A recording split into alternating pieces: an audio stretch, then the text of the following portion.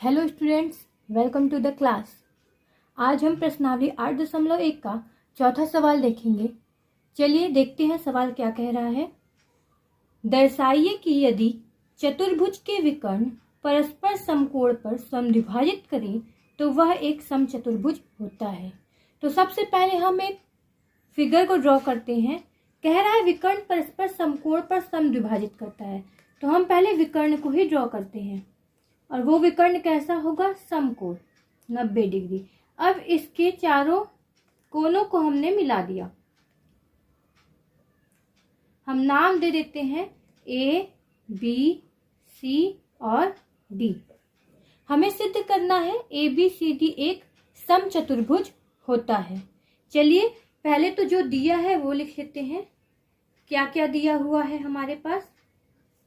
विकर्ण परस्पर समकोण पर समद्विभाजित करते हैं, तो ये कोण O यानी AOB बराबर एंगल AOD बराबर 90 डिग्री। ये भी और ये भी 90 डिग्री है। इसी तरीके से नीचे वाले भी एंगल क्या होंगे हमारे? पूरे के पूरे 90 डिग्री। और क्या दिया है? ये तो नंबर 1 पर दिया हुआ था। नंबर 2 दिया हुआ है समद्विभाजित करें, यानी हमारा AO बराबर OC दिया हुआ है। AO बराबर OC तथा DO बराबर OB। DO बराबर OB हमें सिद्ध करना है।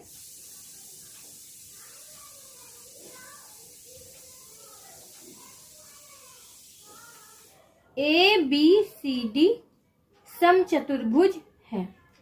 समचतुर्भुज आपको बताया गया है क्या होता है?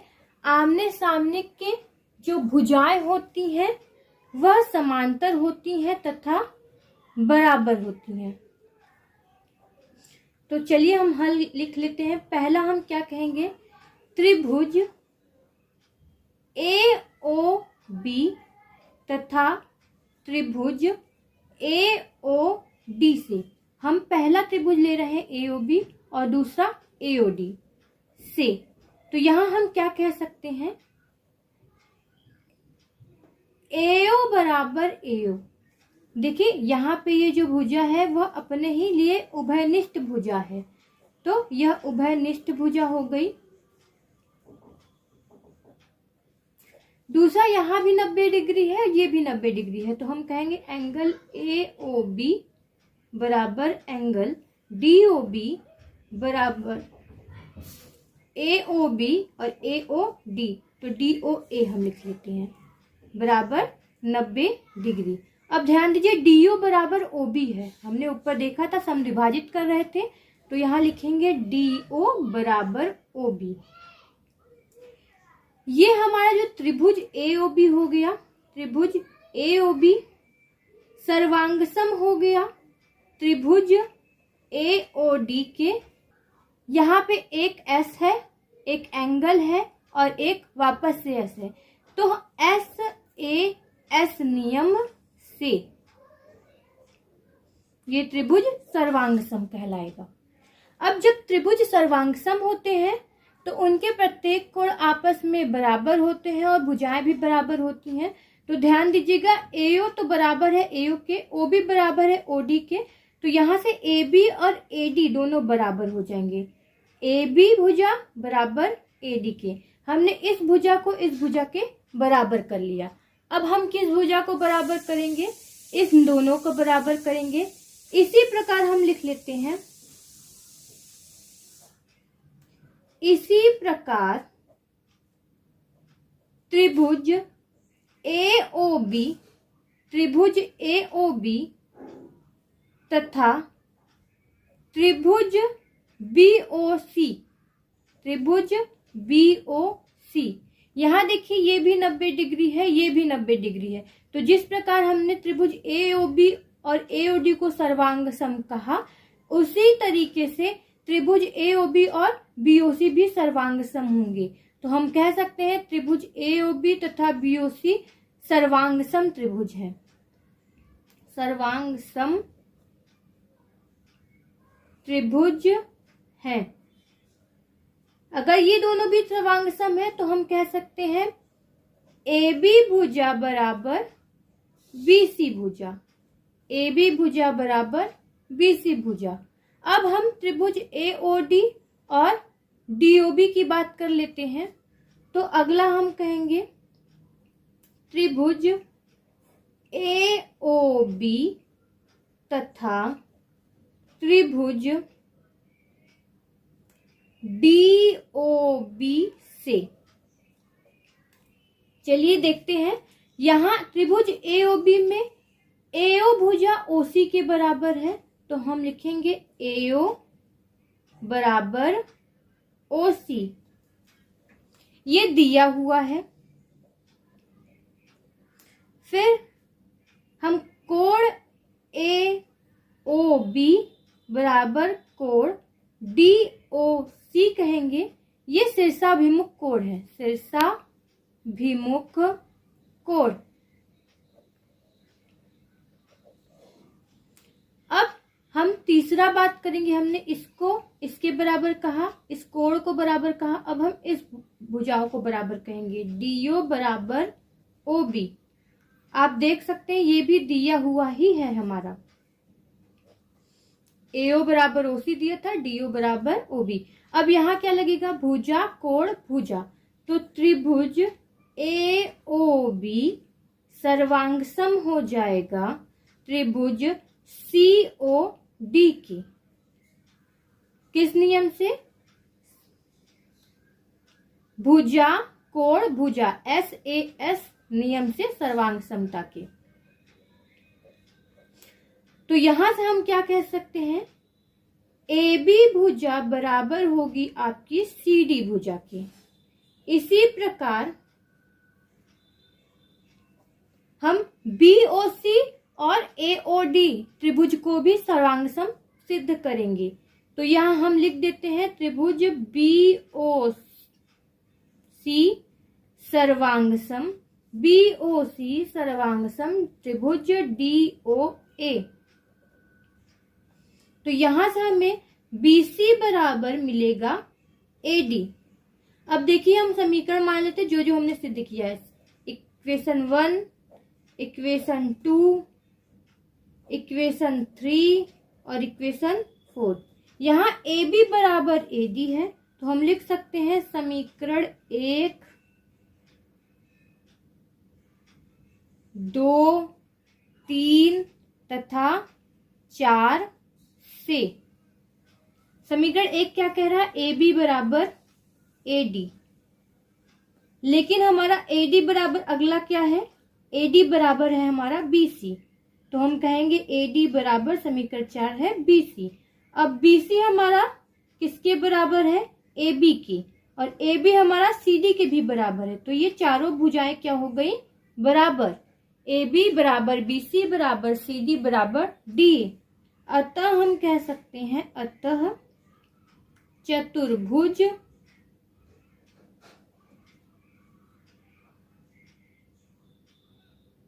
एक समचतुर्भुज है। चलिए दूसरा सवाल देखते हैं, क्या कह रहा है कि दर्शाइए कि यदि चतुर्भुज के विकर्ण बराबर हैं और परस्पर समद्विभाजित करें तो वह एक वर्ग होगा। तो सबसे पहले हम एक चतुर्भुज बना लेते हैं, ये हो गया ABCD। विकर्ण बना लेते हैं AB और AC और BD। चतुर्भुज के विकर्ण बराबर हैं, तो जो जो दिया हुआ है हम उसको लिख लेते हैं।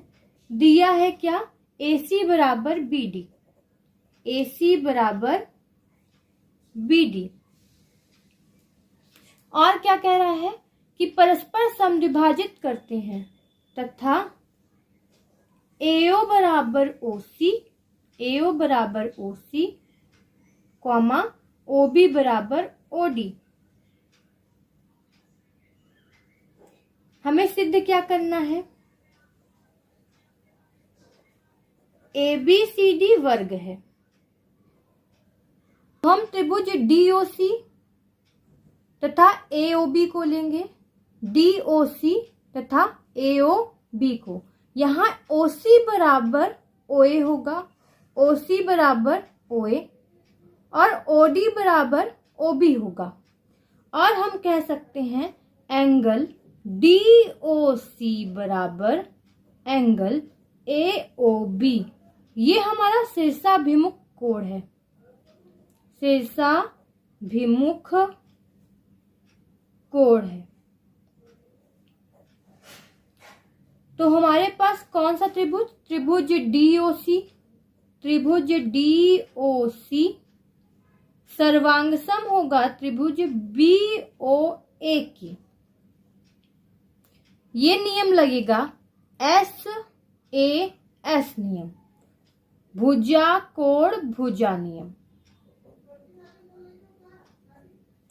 अब इससे हम कह सकते हैं DC भुजा बराबर AB भुजा, DC भुजा बराबर AB भुजा, तथा इससे हमारा एंगल भी बराबर होगा, एंगल C बराबर एंगल A और एंगल D बराबर एंगल।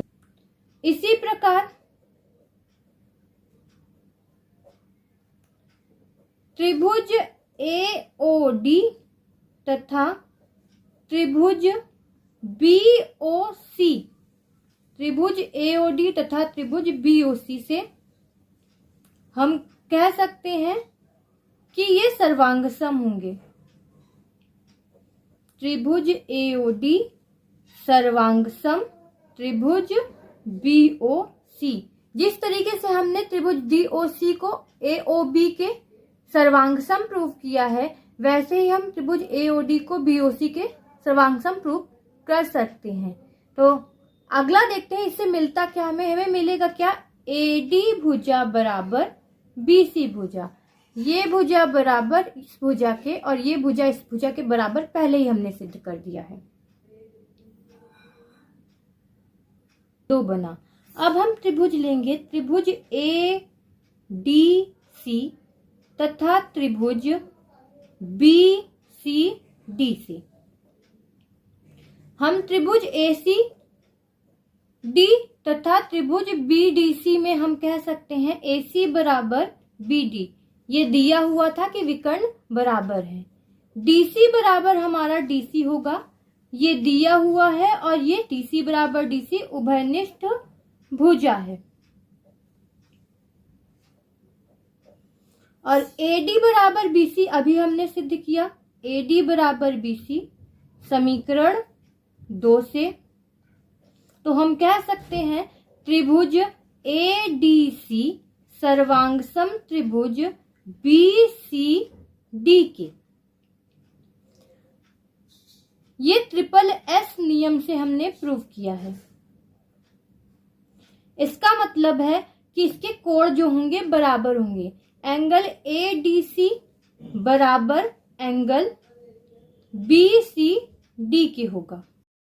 ध्यान दीजिएगा, हमने ऊपर सिद्ध किया था कि DOC सर्वांग सम है त्रिभुज BOK, त्रिभुज DOC सर्वांग सम है त्रिभुज BOA के, जिससे हमें कोण,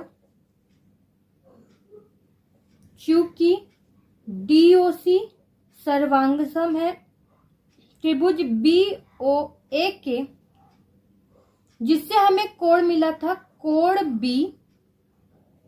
ABO बराबर कोण ODC, जो एकांतर कोण हो रहा था, इससे हम कह सकते हैं AB समांतर है CD के। जब AB समांतर CD के हो गया है, तो हम ये कह सकते हैं चूंकि समांतर चतुर्भुज के सम्मुख के अंतःकोण संपूरक होते हैं, समांतर चतुर्भुज के अंतःकोण संपूरक होते हैं, तो कोण ADC बराबर हम कह सकते हैं कोण BCD बराबर 180 डिग्री। अभी हमने ADC और BDC को प्रूव किया है कि बराबर है, तो यहाँ हम 2ADC कह सकते हैं बराबर 180 डिग्री। ADC का मान हमारा कितना आ गया, 90 डिग्री। अब ध्यान दीजिएगा, हमने प्रूफ कर दिया है कि ABCD के बराबर है, DC और BC एक दूसरे के बराबर है, AD और BC भी बराबर है, और एंगल ADC हमारा 90 डिग्री है। तो हम कह सकते हैं अतः चतुर्भुज वर्ग होगा। चलिए अगला सवाल देखते हैं। छठवां सवाल हमारा क्या कह रहा है कि समांतर चतुर्भुज ABCD का विकर्ण AC को कोण A को समद्विभाजित करता है, तो कोण C को भी समद्विभाजित करता है, और ABCD एक समचतुर्भुज है। तो सबसे पहले हम त्रिभुज देख लेते हैं कि दिया क्या है। दिया है हमें कि ABCD का विकर्ण AC को समद्विभाजित करता है, यानी कोण, ये वाला कोण बराबर इस कोण के त्रिभुज। तो हम लिख सकते हैं एंगल DAC बराबर एंगल CAB की। ये दिया है, हमें पहला सिद्ध करना है, तो पहला हम लिख लेते हैं। ध्यान दीजिएगा, क्योंकि ABCD एक समांतर चतुर्भुज है, तो हम कह सकते हैं AB समांतर CD, जिससे हमें क्या मिलेगा, कोण CAB, कोण CAB बराबर कोण ACD के, कोण ACD के। ये कैसा कोण है, एकांतर कोण है। एंगल DAC बराबर एंगल BCA, ये भी हमारा एकांतर कोण होगा, यानी ये एंगल बराबर इस एंगल के है, ये एंगल इस एंगल के बराबर है, ये एंगल इस एंगल के बराबर है, और ये दोनों अपने पहले से ही दिए हुए हैं। क्या, DAC बराबर एंगल CAB, ये दिया हुआ है। अब देखिए, इन तीनों समीकरणों का यूज करके समीकरण हम इसे बना लेते हैं, समीकरण 1, 2 और 3। तो समीकरण 1, 2 तथा 3 से यहां देखिए CAB है, ये CAB है, तो ये DAC के बराबर है। CAB हमारा DAC के बराबर है इसकी, और DAC BCA के बराबर है। तो हम कह सकते हैं कोण BCA, यानी ये कोण BCA बराबर होगा ACD के, कोण ACD के। इन तीनों में से हम BCA बराबर ACD प्रूव करते हैं, तो यहां हम कह सकते हैं अतः कोण C को भी समद्विभाजित करता है।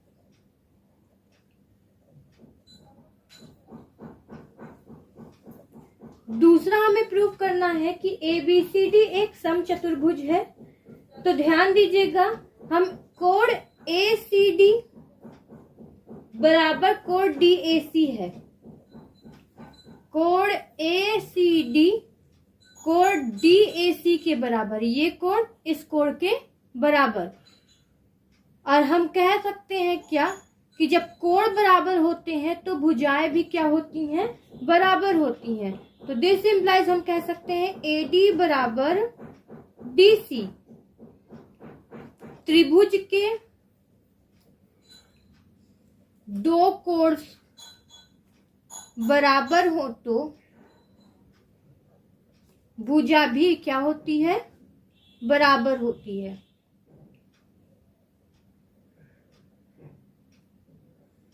ये समद्विबाहु त्रिभुज के नियम से हो रहा है।